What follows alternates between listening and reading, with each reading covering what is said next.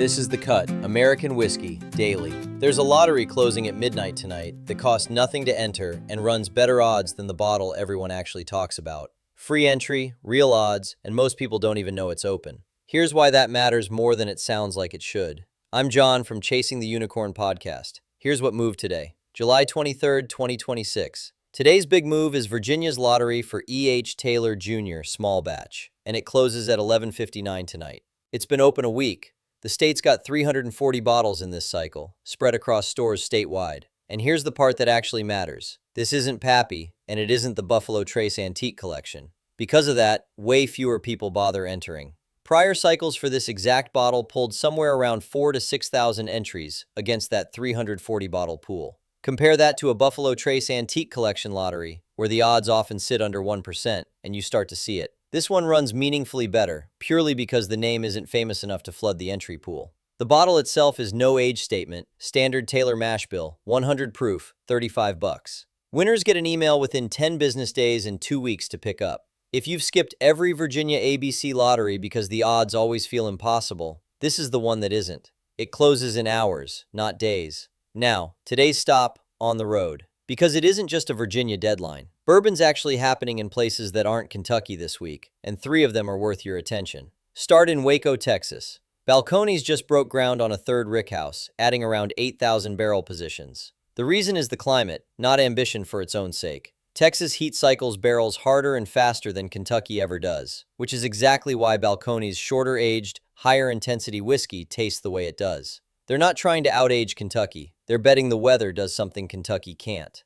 Then Denver. Stranahan's confirmed its 19th annual Snowflake release is shifting toward a higher rye mash bill, sourced from Colorado-grown grain. That's a distillery with nearly 2 decades of history deciding the local dirt is worth experimenting with, rather than just running the same recipe on repeat because it's always worked.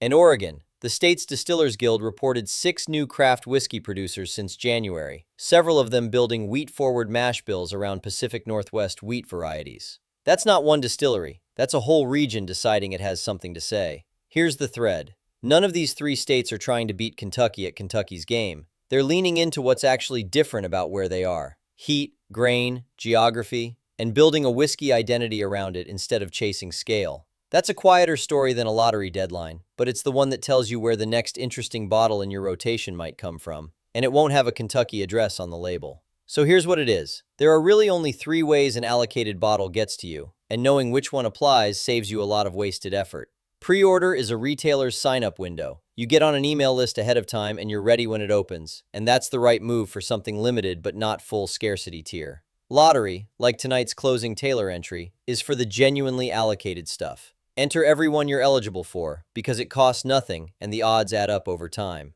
Walk-in is for bottles a distillery sells straight off its own shelf, no list at all. That strategy is just showing up. The mistake almost everybody makes is running the wrong strategy on the wrong bottle. Standing in a walk-up line for something that was always lottery only, skipping a free lottery entry because a $35 bottle doesn't feel special enough to bother with. What this changes? Match your effort to the mechanism. A free entry is never a bad use of 2 minutes. A walk-up is worth the drive. A pre-order window is worth a calendar reminder. And if you're logging any of it in the Perfect Pour app, drop tonight's entry or this week's walk-up pickup into your logbook. Your pour print starts showing you which strategy actually gets you bottles over time, not just which one feels productive. One more thing worth your attention this week. Wild Turkey's Masters Keep Triumph just opened its pre-allocation sign-up today, and it closes in a week on July 30th. 17 years old, dark cherry and clove with a long, peppery finish. More leather and tobacco than Wild Turkey's usual house style. It's confirmed at a national allocation ceiling, priced at $199.99 through Sealbox Portal.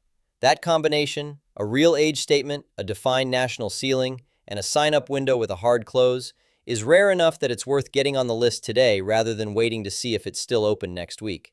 It probably won't be. So here's the one thing to walk away with. Access isn't one skill, it's 3 different skills. And tonight you've got all 3 running at once. A lottery closing, a sign-up opening, and whiskey happening in places that have nothing to do with Kentucky at all. The bottle that's worth chasing isn't always the one everyone's already talking about. Sometimes it's the one closing at midnight that nobody bothered to enter. That's The Cut. The full American whiskey industry brief is free every morning at chasingtheunicornpodcast.com. I'm John Schuster. Thanks for joining me. Your unicorn is out there.